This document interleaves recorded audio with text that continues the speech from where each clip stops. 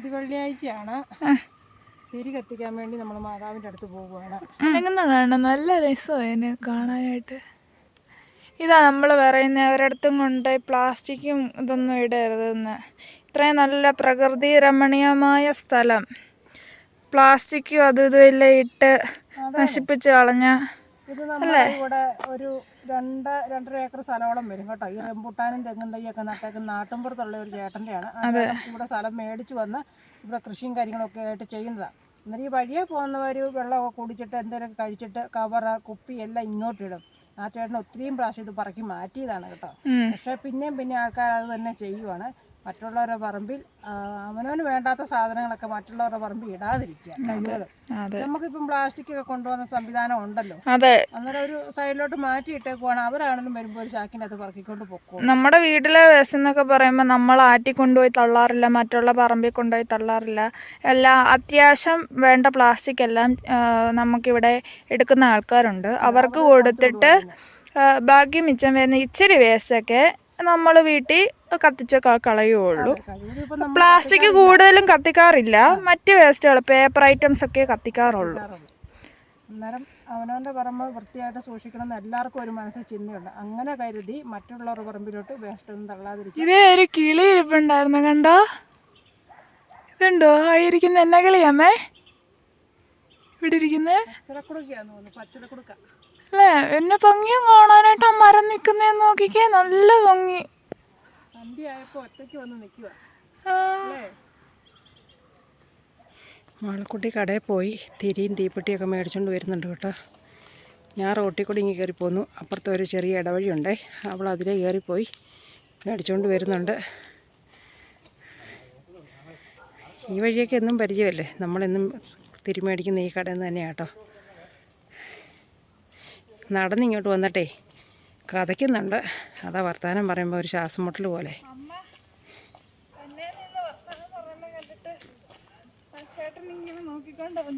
എന്നതാ ഞാൻ തന്നെ നിന്ന് വർത്താനം പറയുന്ന കേട്ടിട്ട് ആണോ? ഇതന്നെ ഇവളിവിടെ തന്നെ നിന്ന് വർത്താനം പറയുന്നത്. ഇതന്നെ മാളക്കുട്ടി പൊഴിഞ്ഞു വീണത് എടുത്തത് കണ്ടോ. ഒരു ഇല്ലി പൂത്ത് നിൽക്കുന്നതാണ് കേട്ടോ. സന്ധ്യ ആയതുകൊണ്ട് ഇച്ചിരി വെട്ടക്കുറവുണ്ട്. കണ്ടോ, വഴിയുടെ സൈഡിലൊരു ഇല്ലി പൂത്ത് നിൽക്കുന്നതാണ്.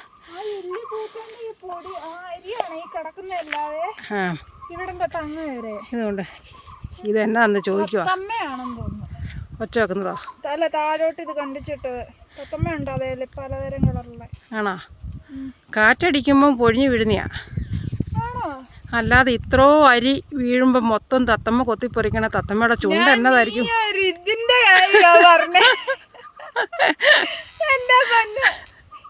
കാര്യമാണ് ഞാൻ പറഞ്ഞേ. അന്നേരം ഇതാണ് ഇല്ലിയുടെ അരി. പണ്ട് കാലത്തൊക്കെ ഇതൊക്കെ എടുത്ത് കഞ്ഞിയൊക്കെ വെച്ച് കുടിക്കുന്നൊക്കെയാണ് അറിവ്. പപ്പായക്ക് അതേപ്പറ്റിയൊക്കെ അറിയാം കേട്ടോ. എനിക്കതൊന്നും അറിയത്തില്ലേ. എന്നാൽ വിട്ടോ, ഇല്ലിയുടെ അരിയും പറക്കിക്കൊണ്ട് നിന്നാൽ സന്ധ്യയാകും. നമുക്ക് പോകാം. മടുത്തോ? അയ്യോ, എനിക്ക് അങ്ങോട്ടും നടപ്പ് പറ്റുന്നില്ലല്ലേ?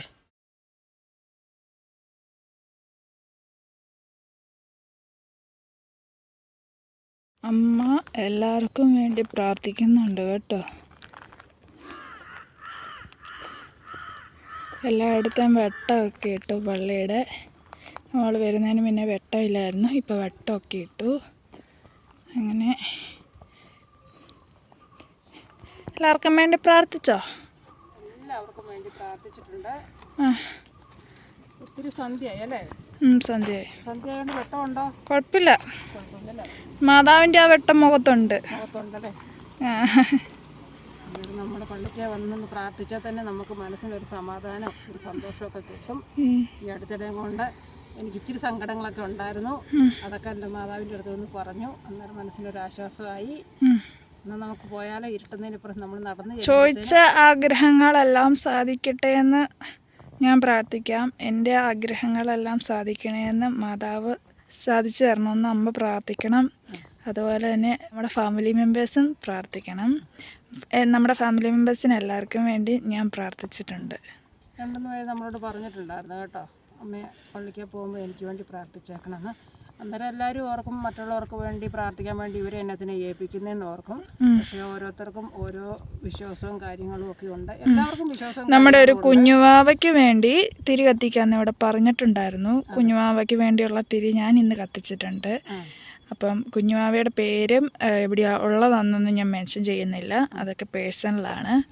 ആ കുഞ്ഞുവാവയ്ക്ക് ചെറിയ വയ്യാഴികയൊക്കെ ഉണ്ട്. അപ്പോൾ ആ ആൻറ്റി എന്നെ വിളിച്ചപ്പോൾ പറഞ്ഞു, ഞാൻ ആ ആൻറ്റിയായിട്ടും ആ കൊച്ചുമായിട്ടൊക്കെ അത്രയ്ക്കും ക്ലോസ് ആണ്. എനിക്ക് ഭയങ്കര വിഷമം ഉണ്ടായൊരു കാര്യമാണ് കുഞ്ഞുവാവയ്ക്ക് വയ്യെന്ന് പറഞ്ഞപ്പോൾ. അപ്പം ഞാൻ ഇന്ന് ഓരോ തിരിയും കത്തിച്ചപ്പോൾ അവനെ മനസ്സിലാലോചിച്ച കത്തിച്ച്. നമ്മളെല്ലാവർക്കും വേണ്ടിയും പ്രാർത്ഥിച്ച് തിരി കത്തിക്കുകയും പ്രാർത്ഥന ചൊല്ലുകയും ഒക്കെ ചെയ്യുന്നുണ്ട് കേട്ടോ. നമുക്ക് ജീവിതത്തിൽ ചെയ്യാൻ പറ്റുന്ന ഏറ്റവും വലിയൊരു സഹായം എന്ന് പറഞ്ഞാൽ മറ്റുള്ളവർക്ക് വേണ്ടി പ്രാർത്ഥിക്കുക. അല്ലാതെ നമുക്ക് കൊടുത്ത് സഹായിക്കാനൊന്നും നമ്മുടെ ഇല്ല. അന്നേരം നമുക്ക് അവർക്ക് വേണ്ടി നമ്മൾ പ്രാർത്ഥിക്കുക ദൈവത്തോട്. എല്ലാം മുട്ടിപ്പില്ലാതെ നല്ല രീതിയിൽ നടക്കണേ എന്നൊന്ന് പ്രാർത്ഥിച്ചാൽ മാത്രം മതി. അത് എപ്പോഴെങ്കിലും ദൈവം പല പ്രാവശ്യം പ്രാർത്ഥിക്കുമ്പം ഒരു നാൾ ദൈവം കേൾക്കും എന്നാണ് ഞാൻ വിശ്വസിക്കുന്നത്. പല പ്രാവശ്യം നമ്മൾ പ്രാർത്ഥിക്കുക, ഒരു നാൾ കേൾക്കും. പോകാം, നമുക്ക് പോയാലോ? രാവിലെ മക്കളെ തൂത്ത് തുടയ്ക്കുവാണോ? ചെറുതായിട്ട് വെയിൽ കൊള്ളിക്കാന്ന് പറഞ്ഞേ ഇറക്കിയതാ. ഞാൻ മിക്ക ദിവസവും ഇറക്കും. പാല് കുടിച്ചിട്ട് ഇപ്പൊ 2-3 മണിക്കൂറായി. ഞാൻ സേറെ രാവിലെ അവിടെ കൂട്ടിലേക്ക് മാറ്റി. അവിടെ കൂട്ടിലേക്ക് മാറ്റി, കാരണം അവർക്ക് വെളിക്ക് പോകാനും ഒക്കെ ആയിട്ടേ സൗകര്യങ്ങളെല്ലാം ഒരുക്കി കൊടുക്കും. ഇപ്പൊ ഇറക്കുവാണെങ്കിൽ എല്ലാവരും കുടിച്ചോളും, നല്ല വിശന്ന് കിടക്കുക. അപ്പൊ ഇവരെ എല്ലാ ദിവസവും ഞാൻ ഇതുപോലെ ഇറക്കി ഒരു അരമണിക്കൂർ നേരം ഇച്ചിരി വെയിൽ കൊണ്ടു. അപ്പൊ അവർക്ക് അത്യാവശ്യമുള്ള നൈട്രജനും കാര്യങ്ങളും ഒക്കെ കിട്ടും. ഹലോ, പോട്ടെ കേട്ടോ, അമ്മയാന്ന് ഓർത്തണ്ടോ? അതെ. വാച്ചോട്ട വരുന്നു, വാച്ചോട്ട. ആ കേട്ടോ, ഇതേ ഉള്ളു തന്ത്രം. അവരുടെ അടുത്ത് മുട്ടിയ ആളുണ്ടെന്ന് അറിഞ്ഞു കഴിഞ്ഞാൽ ആ വേളവും കുറയും കേട്ടോ. ഇപ്പൊ അനക്കമില്ല. എപ്പോഴും ഒരു തലോടൽ വേണം.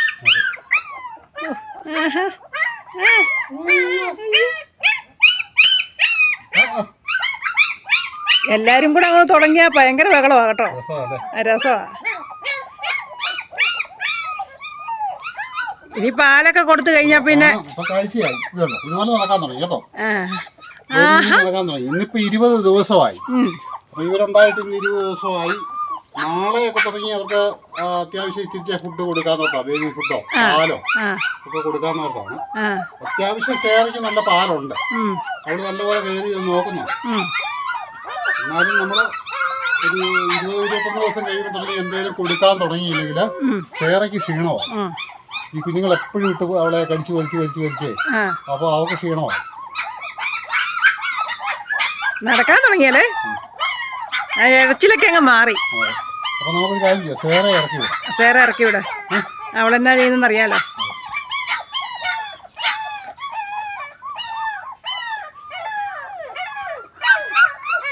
എന്നാടാവേ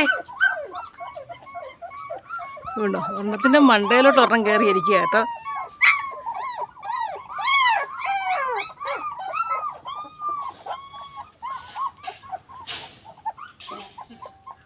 സേറ ഇപ്പം വരും കേട്ടോ, ഓടി ഒരു വരവുണ്ട്.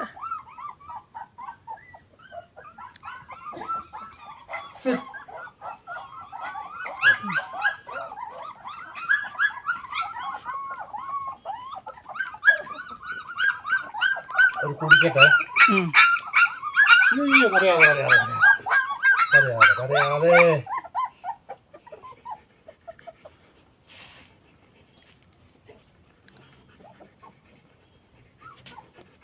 എന്നാടാ ഒരു ക്ഷീണം? നീ പിടിച്ചോ, എവിടെയാലും എല്ലാവർക്കും കിട്ടിയോ ഇല്ലയോ?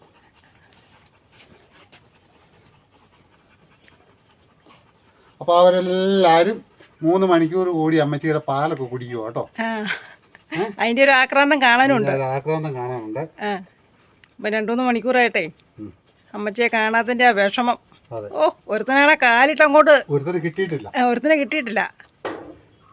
ഇതില് ഏറ്റവും ഇളയാളിതാന്ന് തോന്നുന്നു. ഏറ്റവും ഇളയാളതാ.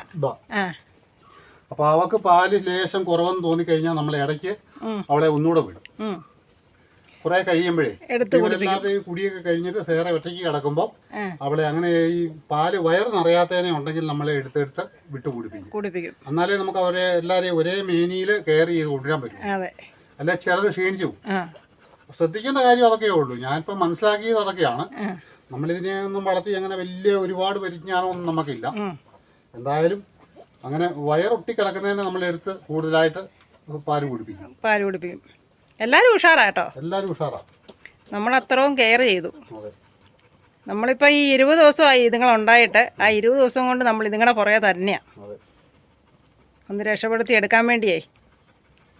ഇവിടെ ഈ കാട്ടിക്കൂടെ പള്ളയിൽ ഇറങ്ങിപ്പോയി ഇവിടെ ഒന്ന് അഴിച്ചു വിടുമ്പോൾ ഇവിടെ എപ്പോഴും ഒരു ഓട്ടം ഉണ്ട്. അന്നേരം പള്ളയിൽ പോയിട്ട് ഈ പുല്ലിൻ്റെ എല്ലാം പിടിപ്പിച്ചോണ്ട് പൊടിയും ഒക്കെ കായും ഒക്കെ പിടിപ്പിച്ചോണ്ട് വരും. ഓ ഒരുത്തൻ നോക്കി മണ്ടേ കൂടെ കയറി പോകുന്നുണ്ടോ? ഒരുത്തൻ്റെ മണ്ടേ കൂടെ ഒരുത്തൻ കയറുന്നേ. അതെ ഒരുത്തൻ ഇവിടെ കിടന്ന് ഉന്തുന്നതേ ഉള്ളൂ. ഇതുവരെ അങ്ങ് എത്തിയിട്ടില്ല.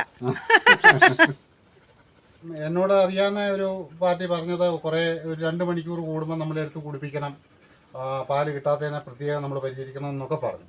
എന്നാലും നമ്മൾ നോക്കേണ്ട ഒരു ആവശ്യം, കൂടുതലായിട്ട് നോക്കേണ്ട ഒരു ആവശ്യം വന്നില്ല. ഒരെണ്ണത്തിന് ലേശം പാല് കുറവെന്നുണ്ടെങ്കിൽ അവള് തന്നെ കടിച്ചെടുത്ത് അവിടെ കൈകീഴി വെച്ച് അവള് പാല് പ്രത്യേകം കൊടുക്കും. അത് എല്ലാ കുട്ടികളെയും നോക്കും അവള്.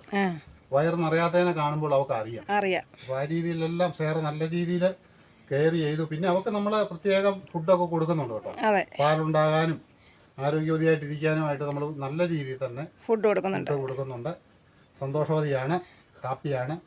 ഞങ്ങളെ കഴിഞ്ഞും ഹാപ്പിയാണ് ശ്രീകുട്ടൻ. നമ്മളോട് എനിക്കോ എന്നോടോ മോളമ്മയോടോ പറയാതെ അവൻ കൊണ്ടുവന്ന ഒരു മുതലാണ്. ഞങ്ങൾക്ക് ഗിഫ്റ്റായിട്ട് കൊണ്ടു തന്നതാ. പപ്പായ്ക്കും അമ്മയ്ക്കും ഒരു ഗിഫ്റ്റ് ഉണ്ടെന്നും പറഞ്ഞുകൊണ്ട് കൊണ്ടു തന്നതാണ് സേറമോളെ. ഇത്രയും കാര്യമായിട്ട് ഞങ്ങൾ പരിചരിച്ച് 7 മക്കളെ സമ്മാനിച്ചിട്ടുണ്ട് ശ്രീകുട്ടന്.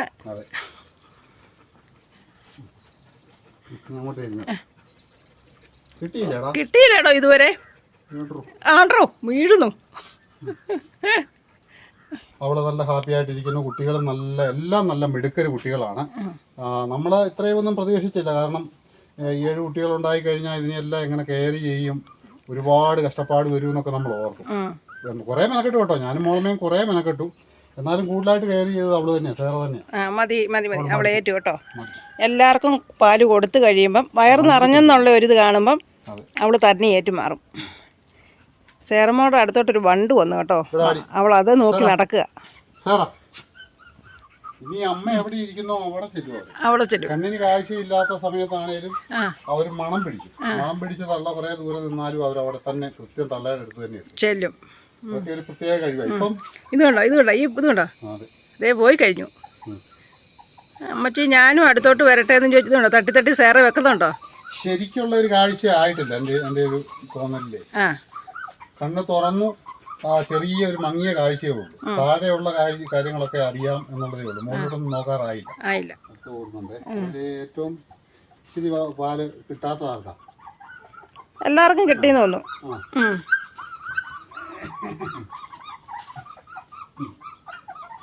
അങ്ങനെ ഓരോന്നിനും കുറവുള്ളതിനെ നമ്മൾ പിടിച്ചു വെച്ചാൽ മതി. അവള് കൊടുത്തോളൂ.